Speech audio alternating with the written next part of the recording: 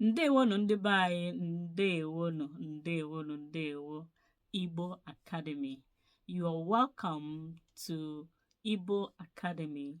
Today we are going to look at emergency Igbo phrases. Those are phrases that you use when there's an emergency or you need something as an ASAP.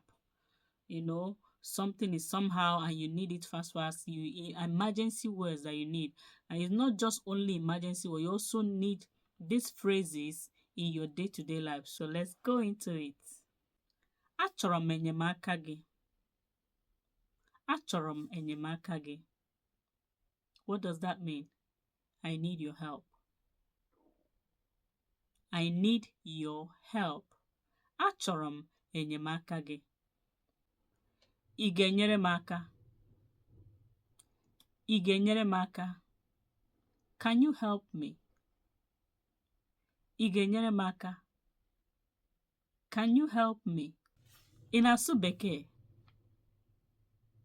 Ị na-asụ Bekee? Can you speak English? Can you speak English?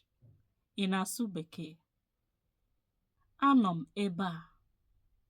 I am here. I am here. Anọ m ebe a.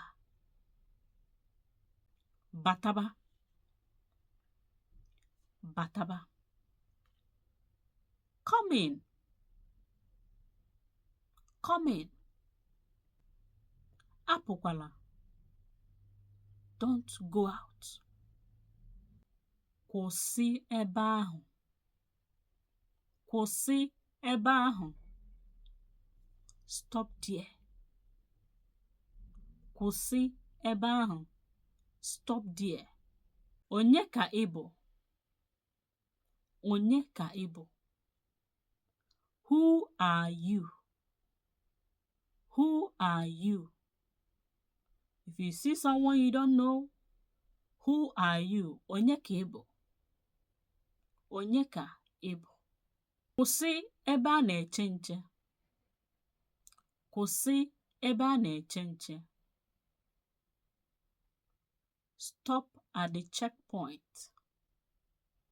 Stop at the checkpoint. Kwụsị ebe a na-eche nche. It may be a police checkpoint or any security checkpoint. Kwụsị ebe a na-eche nche. Stop at the checkpoint. Agbala egbe. Agbala egbe. Don't shoot the gun. Don't shoot the gun. Agbala egbe. Kedu onye isi? Kedu onye isi? Who is in charge? Who is in charge? Lee anya n'elu. Lee anya n'elu. That is, look up. Look up. Lee anya n'elu. Remember, we are talking about emergency words. Lee anya n'ala. Maybe there's need for you to look around. Lee anya n'ala. Look down. Look down. Lee anya n'ala. Tụgharịa aka nri. Tụgharịa n'aka nri. Turn right. Turn right. Tụgharịa n'aka ekpe. Tụgharịa n'aka ekpe. Turn left. Turn left. Jiri ya nwayọọ.